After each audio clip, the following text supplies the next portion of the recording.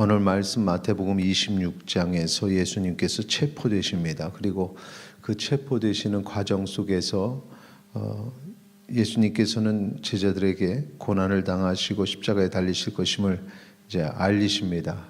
그러면서 이렇게 죽음을 준비하십니다.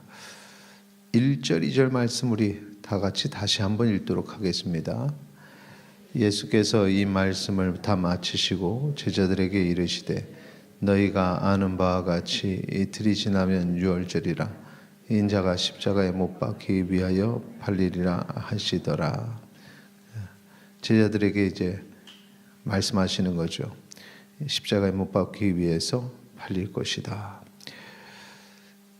예수님께서 이렇게 알리시면서 죽음을 준비하시는 그 과정에 보면은 종교 지도자들도 대제사장의 관정에서 예수님을 어떻게 죽일까 이렇게 구체적으로 의논하면서 준비하는 그런 모습들이 있습니다. 그리고 예수님의 죽으심을 준비하는 또 다른 두 사람이 있는데 첫째는 예수님 머리에 향유를 부은 여인입니다.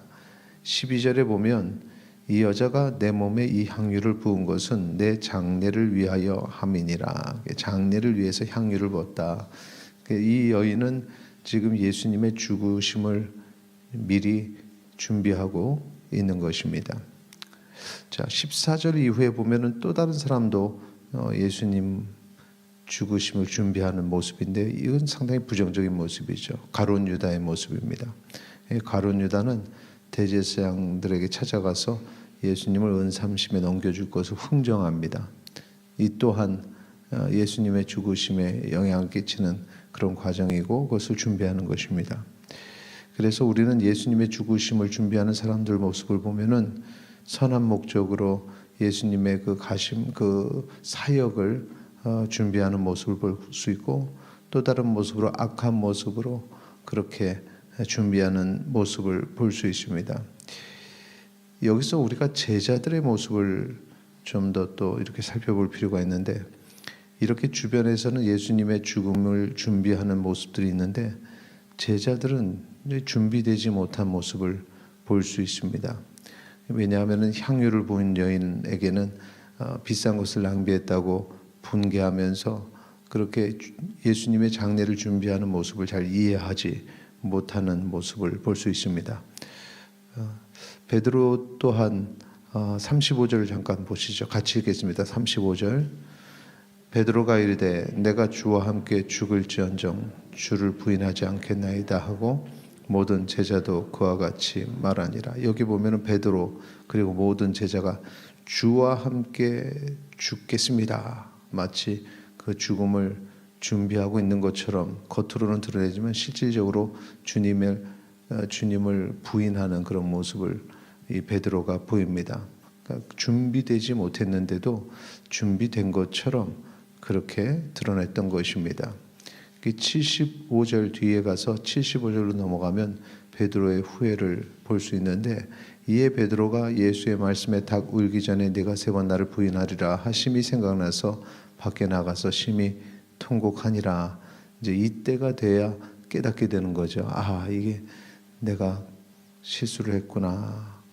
너무나 가슴 아프고 무엇보다도 예수님을 부인한 후에 예수님과 눈이 마주치고 자신의 모습을 그제서야 깨닫게 됩니다.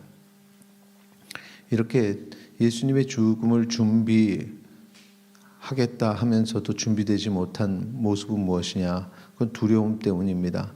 그들은 자신의 생명을 쥐고 있었고 그걸 내놓을 준비가 되지 못했기 때문에 생명이 위험한 상황 속에서 두려움이 왔던 것입니다.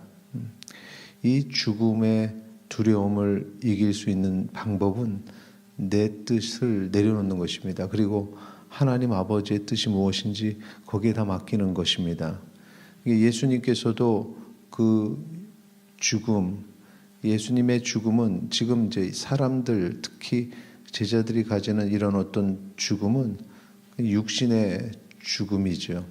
그들이 영혼의 죽음까지 영원한 죽음까지 다 내놓을 필요는 없습니다. 왜냐하면 예수님께서는 그 구원을 위해서 그 사역을 하시기 때문에 그렇습니다. 그런데 예수님이 십자가에 달려 죽으시는 그 죽음은 단순한 육신의 죽음뿐만 아니라 죄를 지시고 죽으셨기 때문에 하나님과의 단절이 있습니다.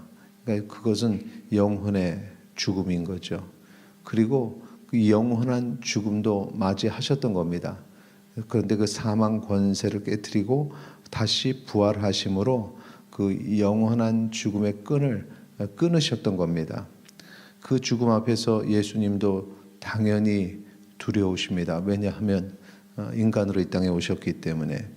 그런데 그 두려움을 이길 수 있었던 것은 하나님의 뜻이 이루어지기를 바라기 때문에. 42절 같이 읽도록 하겠습니다. 다시 두 번째 나아가 기도하여 이르시되 내 아버지여, 만일 내가 마시지 않고는 이 잔이 내게서 지나갈 수 없거든 아버지의 원대로 되기를 원하나이다 하시고, 이 잔을 내게서 돌리옵소서. 그러나 내 뜻이 아니라 아버지 뜻대로 하옵소서. 그렇게 마음을 정리하시고 하나님의 뜻이 이루어지기를 바라셨기에 예수님께서는 그 십자가의 길을 가실 수 있었고 죽음을 준비하실 수 있었던 것입니다. 그런데 가까이 있었던 제자들은 예수님을 따르겠습니다 했지만 따르지 않았다라는 것입니다. 왜 이런 일이 있을까?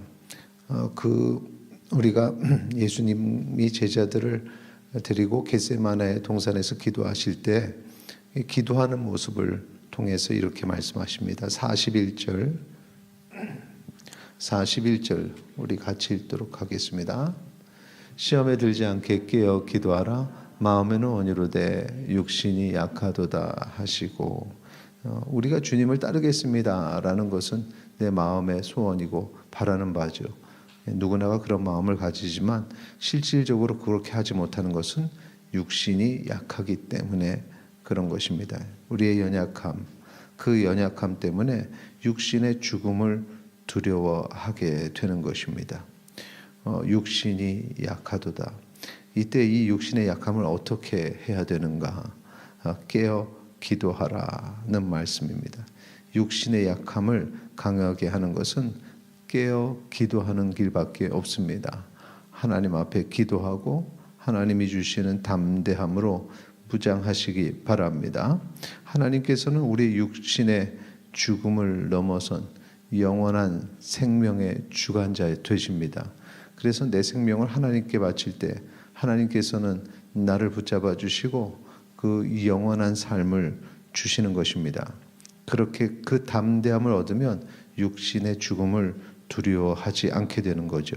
그리고 하나님을 의지하고 육신의 죽음을 준비하는 자가 되는 것입니다. 오늘 우리의 삶에 가장 중요한 초점은 어디 있느냐? 영생에 있습니다. 영원한 삶입니다. 영원한 삶을 바라보시고 오늘도 살아가시기를 바랍니다. 이 영원한 삶을 살기에 우리에는 육신의 죽음이라는 그 관문을 지나가야 됩니다. 많은 사람들은 영생이 주어졌음을 머리로는 마음으로는 아는데, 그런데 그 육신이 연약하여서 두려워하는 그런 분들도 계십니다. 오늘 내 마음에 원하는 바 영생의 기쁨을 바라보고 살아간다면 육신의 죽음은 두려워해서는 안 됩니다.